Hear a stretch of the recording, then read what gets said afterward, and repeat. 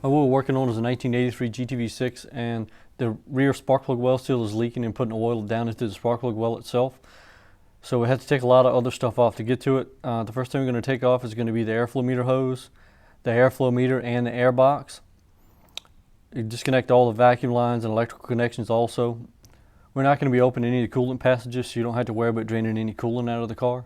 One thing I will point out, this little gauge right here is not original. It's something that a previous owner added to the car. The first thing we're going to do is disconnect the airflow meter itself. Undo the electrical connection. You want to tuck it back up out of the way. Just remember to plug it back in when you're done. Pull all the vacuum hoses off. No real concern with labeling them. Not really anything you can get mixed up. 2 hose clamps on the airflow meter hose. Loosen those up. And then when you take the air box off and the airflow meter, the hose will come off with it.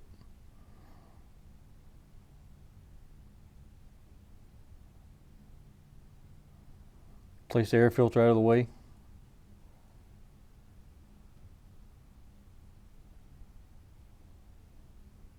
You can take the airflow meter hose off. You can look inside the airflow meter. This normally happens. You can see there's a little bit of oil in there. We're actually going to clean it out.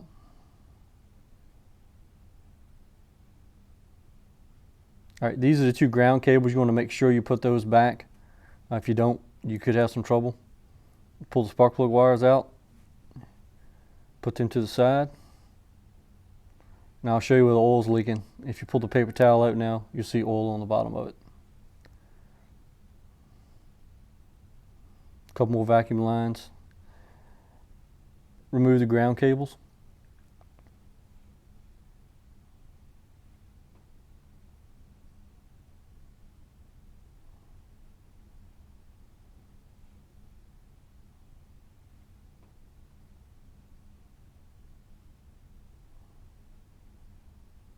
Now you remove the Allen head screws that are actually holding the valve cover to the cylinder head.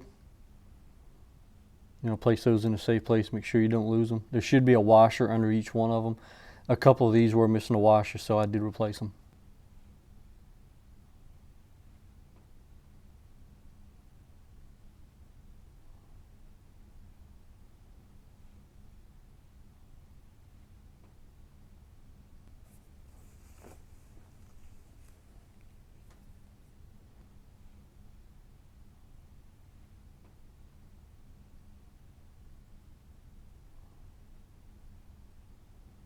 Right now we're going to have to remove the air box, the lower half of it, so we can get enough room to get the valve cover itself out. It's 3 bolts holding it in.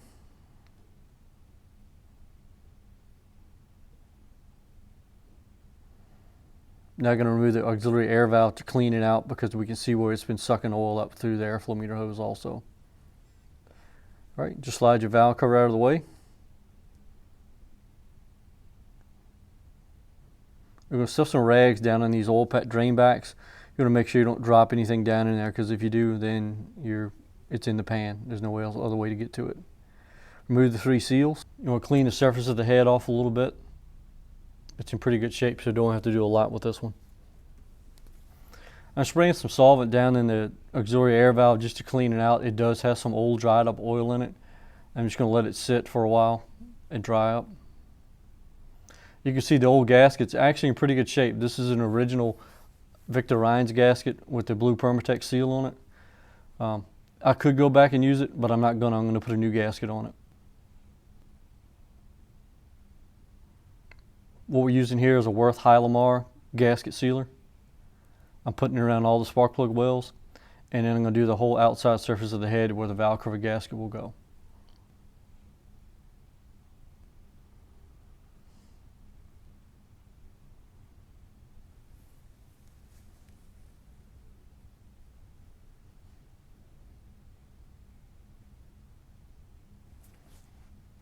You want to let this sit and dry until it gets tacky, so it actually holds the gasket in place.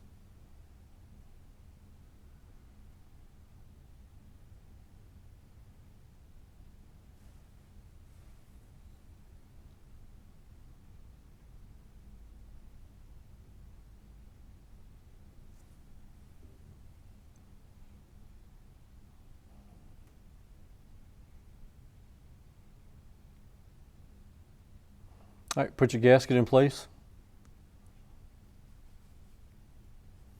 Just press it down firmly, make sure all the holes line up for the screws.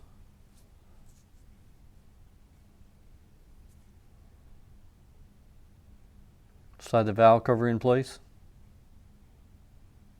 And you want to start all your screws by hand and make sure you're not cross-threading them. When you tighten them up, you just pretty much hand tighten them and snug them, or as the tech spec is, actually 15 foot-pounds.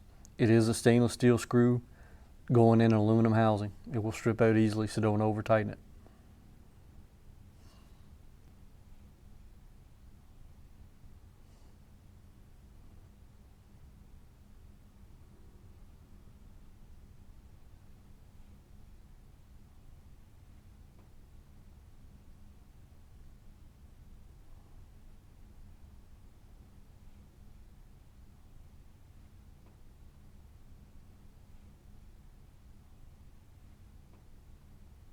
Go ahead and reattach your ground cables, and they have the same torque spec as what the valve cover screws themselves have.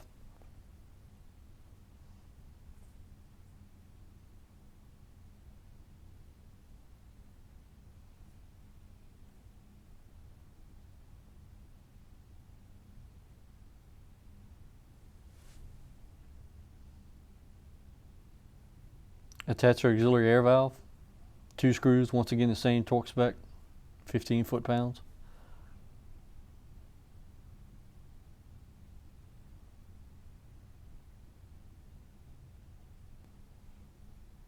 Plug the connector back in. Make sure you line the groove up right, because it'll actually go in one way. Put your spark plugs back in. Kind of hard to get them mixed up. The longest one goes in the back, shortest one in the front.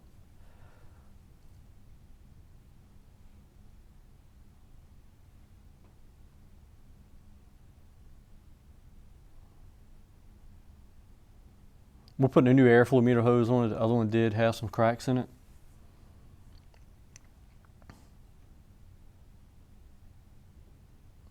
Once again, these clamps don't have to be real tight, just snug them.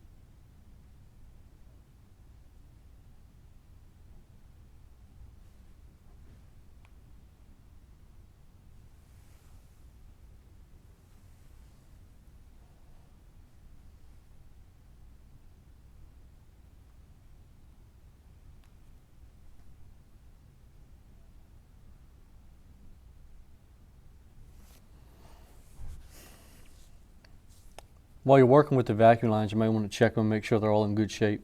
These all appear to be in good shape. They have been replaced with silicone hose for the most part. Now we're going to put the air box back in. Get your 3 bolts started once again before you tighten any of them up.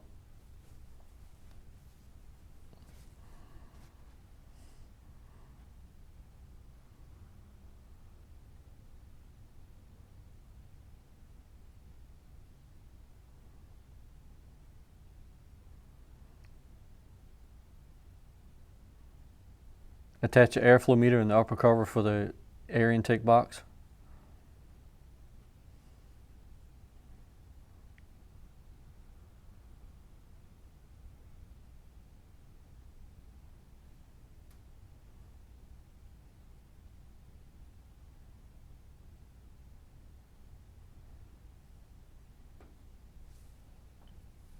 Snap the clips back in place to secure the filter.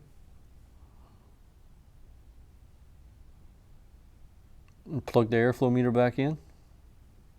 Before you shut the hood, check all your connections to make sure you haven't forgotten anything. Airflow meter, auxiliary air valve, and then all your vacuum lines. And we're done. Take it for a test drive.